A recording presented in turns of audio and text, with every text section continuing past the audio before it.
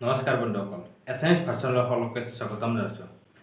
আজি মই আপোনালোকৰ লগত অংক আৰু সংখ্যাৰ মাজত পাৰ্থক্য কি আপোনালোকে এইটো নিশ্চয় লক্ষ্য কৰিছে যে যেতিয়া আমি কোনো বস্তু লিখিব বা পঢ়োঁ, এই সংখ্যাবোৰক কিছুমানক আমি অংক বুলি কওঁ, কিছুমানক সংখ্যা বুলি কওঁ। এতিয়া আমি ডিছকাশ্যন কৰিম কোনবিলাকক আমি সংখ্যা বুলি কওঁ আৰু কোনবিলাকক অংক বুলি কওঁ। গণিতৰ ক্ষেত্ৰত এইবোৰ জনাটো অতিকৈ প্ৰয়োজন হয়, কাৰণ এইবোৰ বেছিক কনচেপ্ট হয়। যদি এইবোৰ নজনা গণিত আপোনাৰ কাৰণে টান হ'ব, আৰু যদি আপুনি এইবোৰ জনা তেনেহ'লে গণিত আপোনাৰ কাৰণে একদম সহজ হৈ পৰিব। সেইকাৰণে ভিডিঅ'টো সম্পূৰ্ণকৈ চাব, যাতে মই যিমানবোৰ বেছিক কনচেপ্ট দিওঁ সেই সকলোবোৰ যাতে আয়ত্ত কৰি ল'ব পাৰে। এতিয়া আমি ডিছকাশ্যন কৰিম যে অংক আৰু সংখ্যাৰ মাজত পাৰ্থক্য কি। যে অংক মানে হ'ল সংখ্যা লিখিবলৈ আমি কিছুমান প্ৰতীক চিহ্ন ব্যৱহাৰ কৰোঁ। কোনবোৰ প্ৰতীক চিহ্ন? যে সংখ্যা লিখিবলৈ 0, 1, 2, 3, 4, 5, 6, 7, 8, 9 এই 10টা আমি সংখ্যা লিখিবলৈ এই 10টা কি প্ৰতীক চিহ্ন ব্যৱহাৰ কৰোঁ। এই 10টা কি বোলা হয়? অংক বুলি কোৱা হয়। যদি একদম সহজ অৰ্থত ক'বলৈ যাওঁ তেনেহ'লে 0ৰ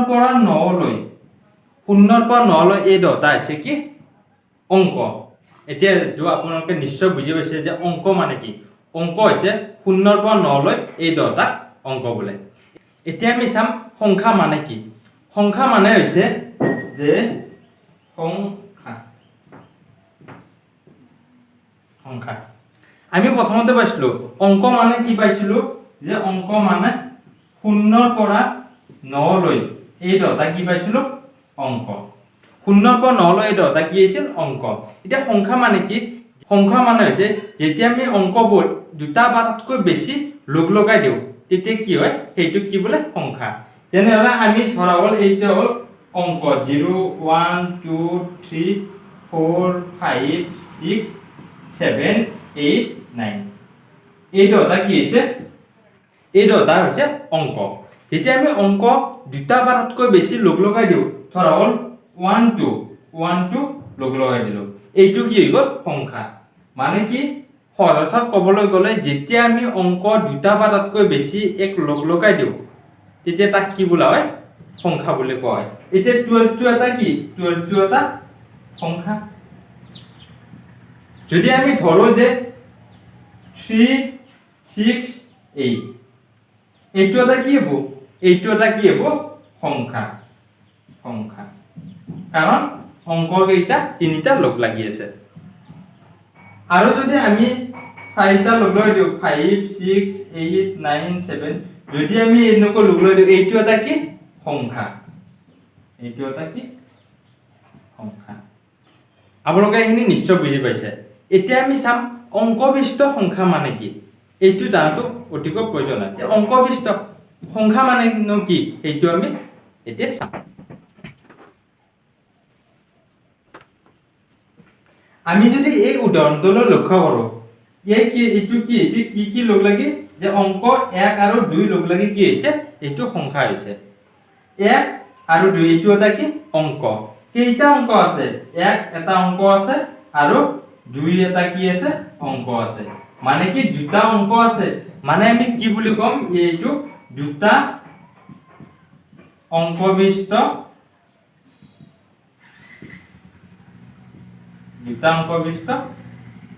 সংখ্যা।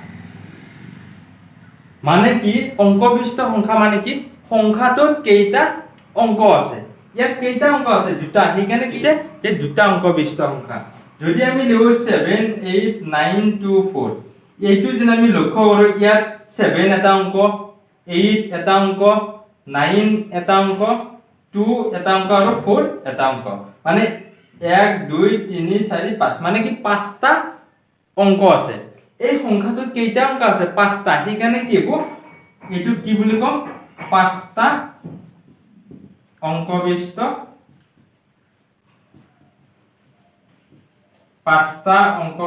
সংখ্যা। ইয়াক আমি 5টা অংকবিষ্ট সংখ্যা বুলি কওঁ। আপোনালোকে এইটো নিশ্চয় বুজি পাইছে। এতিয়া যদি মই তোমালোকক ক'ব দিওঁ যে কেইটা অংকবিষ্ট সংখ্যা 7 8 5 2 9 8 এইটো এটা কি এইটো এটা সংখ্যা এত কেইটা অংক আছে এটা দুটা তিনটা চারটা পাঁচটা অংক আছে মানে 6টা অংক বিশিষ্ট সংখ্যা হ'ব যদি আমি চাও যে 294 এইটো যদি চাও এইটো এটা কি সংখ্যা ইয়াত কেইটা অংক আছে 2 এটা অংক আছে 9 এটা অংক আছে 4 এটা অংক আছে কেইটা তিনিটা মানে এইটো কি হ'ব তিনিটা অংক বিশিষ্ট সংখ্যা এতিয়া ধৰা আপোনালোকে নিশ্চয় বুজি পাইছে অংক সংখ্যা অংক বিশিষ্ট সংখ্যা মানে কি আমি এবাৰ ৰিভাইজ কৰিলে যে অংক মানে কি আছিল একদম সহজ অৰ্থাৎ 0 ৰ পৰা 9 লৈ এই দুটা কি অংক যদি আমি সংখ্যা মানে কি যেতিয়া আমি অংকবোৰ লগ লগাই দিও দুটা বা তাতকৈ বেছি অংক লগ লগাই দিলে কি হ'ব সেইবোৰ কি হ'ব সংখ্যা হ'ব অংক বিশিষ্ট সংখ্যা মানে কি অংক বিশিষ্ট সংখ্যা মানে হ'ল এই সংখ্যাটোত যেতিয়া আমি এটা সংখ্যা লিও সেই সংখ্যাটোত অংক কেইটা আছে সেইটো হৈছে কি অংক বিশিষ্ট সংখ্যা এতিয়া মই আপোনালোকক এই তিনিটা কনচেপ্ট কেনেকৈ মনত ৰাখিব পাৰি সেই নিয়মটো কম কাৰণ গণিতৰ ক্ষেত্ৰত তুমি যদি মুখস্থ কৰা কেতিয়াও মুখস্থ নাথাকে তুমি বুজি পাব লাগিব তাত মই আপোনালোকক নিয়মবোৰ কম কেনেকৈ আমি গোটেই জীৱন মনত ৰাখিব পাৰো যে এতিয়া আমি অংকটো কেনেকৈ মনত ৰাখিম ইয়াত যে প্ৰথমটো আছে অ মানে কি অকল এটাই